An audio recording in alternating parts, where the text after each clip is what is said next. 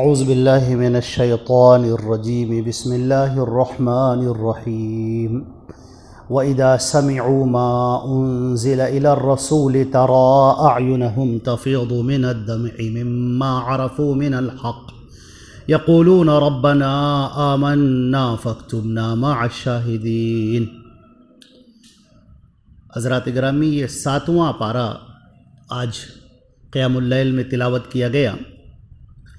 اللہ رب العزت نے، یہ سورہ مائدہ چل رہی ہے، کل نصارہ کا تذکرہ کیا تھا اور عیسائیوں کے بارے میں بیان کیا تھا کہ انہوں نے غلو سے کام لیا ہے اور حضرت عیسیٰ علیہ السلام کو اللہ کا بیٹا بنا دیا، الوہیت کے مقام پر فائز کر دیا۔ اور اس کے بعد یہاں پر عیسائیوں کی تعریف فرمائی ہے اللہ رب العزت نے۔ کچھ ایسے بھی عیسائی ہیں، فرمایا وَإِذَا سَمِعُوا مَا أُنزِلَ إِلَى الرَّسُولِ، کہ اور جب وہ سنتے ہیں جو ہمارے نبی حضرت محمد مصطفیٰ صلی اللہ علیہ وسلم پر جو نازل کیا گیا ہے، تو اللہ نے فرمایا کہ جب وہ سنتے ہیں اس چیز کو تو تم دیکھو گے کہ ان کی آنکھوں سے آنسو رواں ہیں، اس لیے کہ حق کو انہوں نے پہچان لیا ہے۔ وہ کہتے ہیں کہ اے ہمارے پروردگار، ہم ایمان لے آئے اور گواہی دینے والوں میں تو ہمارا بھی شمار فرما دے۔ یہاں پر ان عیسائیوں کی تعریف کی گئی ہے جنہوں نے ہمارے نبی صلی اللہ علیہ وسلم کو پہچان لیا، ان کے اوپر ایمان لے کر آئے، ان کی آنکھوں سے آنسو روا ہو گئے۔ اور حضرت صفیہ، ہم سب کی ماں، ام المومنین حضرت صفیہ رضی اللہ تعالی عنہا، اللہ کے نبی صلی اللہ علیہ وسلم کی جو بیوی ہیں، جو پہلے یہودی تھیں اور پھر ایمان لائیں، انہوں نے بیان کیا کہ مجھے یاد ہے کہ ایک مرتبہ میرے چچا میرے والد کے پاس آئے اور کہنے لگے کہ تم نے دیکھا اس کو جو نبوت کا دعویٰ کر رہا ہے؟ تو انہوں نے کہا نہیں، ہم نے تو نہیں دیکھا۔ کہا چلو دیکھ کر آتے ہیں۔ تو کہتی ہیں کہ میرے چچا میرے والد دونوں باہر گئے اور تھوڑی دیر کے بعد جب واپس آئے تو میں نے دیکھا کہ وہ دونوں کانپ رہے تھے اور کمرے میں بیٹھ گئے دونوں۔ مجھ سے پانی منگایا، میں پانی لے کر گئی تو میرے چچا نے کہا کہ تم نے کیا سوچا؟ ان کے والد صاحب سے کہ تم نے کیا سوچا؟ اپنے بھائی سے وہ کہہ رہے۔ انہوں نے کہا کہ دیکھو، ساری علامتیں تو سچ ہیں، یہ سچا نبی ہے۔ تو ان کے چچا نے کہا تو پھر کیا کیا جائے گا؟ کہا ہم ایمان تو نہیں لائیں گے، اس لیے کہ یہ ہمارے قبیلے میں نہیں آیا، بنی اسرائیل میں یہ نبی نہیں آیا ہے، اس لیے ہم اس زندگی بھر اس کی مخالفت کریں گے۔ اللہ رب العزت نے فرمایا ہے قرآن پاک میں کہ یعرفونہ کما یعرفون ابناءہم، یہ لوگ اے نبی، اے محمد مصطفیٰ، یہ تم کو ایسا پہچانتے ہیں جیسے اپنے بیٹوں کو پہچانتے ہیں۔ مگر جو ایمان نہیں لانے والے ہیں وہ ایمان نہیں لائے، اور جو ایمان لانے والے ہیں وہ ایمان بڑھ کر انہوں نے اسلام قبول کیا۔ حضرت عبداللہ ابن سلام رضی اللہ تعالیٰ عنہ جیسے ہیں، اور بہت سارے ایسے لوگ ہیں۔ اللہ رب العزت نے یہاں پر آنسوؤں کا تذکرہ فرمایا ہے۔ اللہ کو یاد کر کے جو آنسو انسان کے بہتے ہیں، اللہ کے ہاں اس کی بڑی قدر ہے۔ موتی سمجھ کے شان کریمی نے چن لیے، قطرے جو تھے میرے عرق انفعال کے۔ شاعر کہتا ہے کہ میری آنکھوں سے جو ندامت کے محبت میں جو قطرے گرے، اللہ رب العزت نے اسے موتیوں کی طرح چن لیا۔ حدیث شریف کے اندر آتا ہے، اللہ کے نبی صلی اللہ علیہ وسلم نے فرمایا کہ کل بروز قیامت جب سورج سوا نیزے پر ہوگا اور لوگ پریشانی میں دھوپ کے اندر بالکل غوطہ زن ہوں گے، اپنے پسینے میں ڈوبے ہوئے ہوں گے، سورج کی تمازت انہیں چین نہ لینے دے گی، ایسے موقع پر 7 ایسے خوش نصیب ہیں جن کو اللہ اپنے عرش کے سائے میں رکھے گا، جس دن اللہ کے سائے کے علاوہ کوئی سایہ نہ ہوگا۔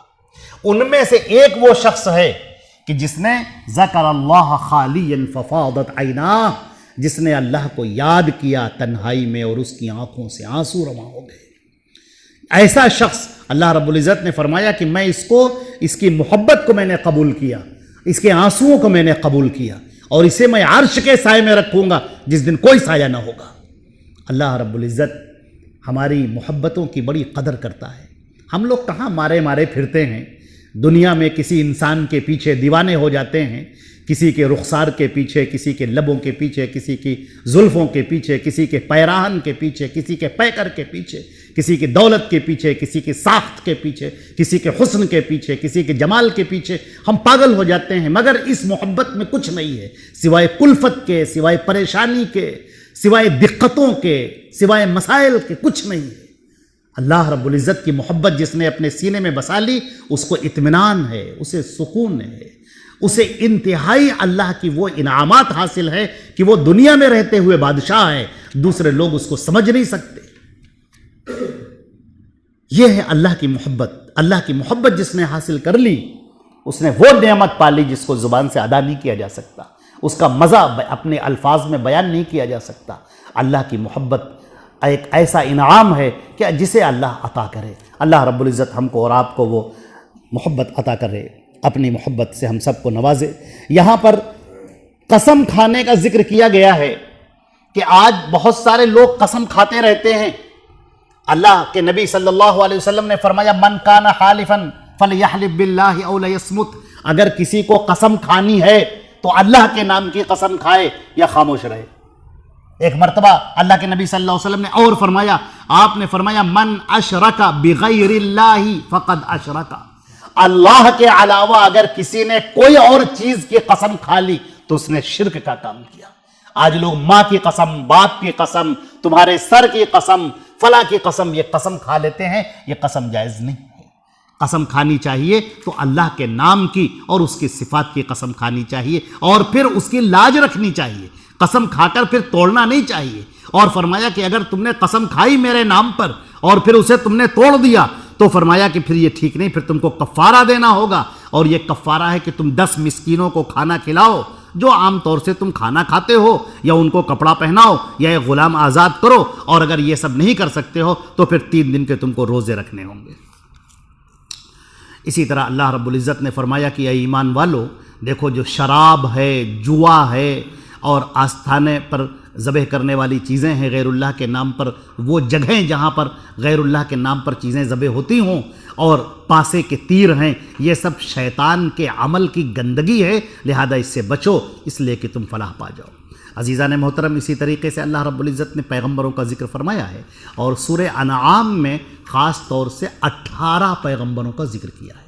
18 پیغمبروں کا نام بنام، نام لے کر، اور پھر یہ بتایا کہ وَلَوْ أَشْرَكُوا لَحَبِطَ عَنْهُمْ مَا كَانُوا يَعْمَلُونَ، یہ ہمارے پیغمبر اگر یہ شرک کرتے تو ان کے بھی ہم سارے عمل کو باطل کر دیتے۔ تو شرک ایک ایسا عمل ہے کہ اللہ رب العزت اس کے ساتھ ساری عبادتیں برباد کر دیتا ہے، کوئی عبادت قابل قبول نہیں ہوتی۔ شرک کیا ہے؟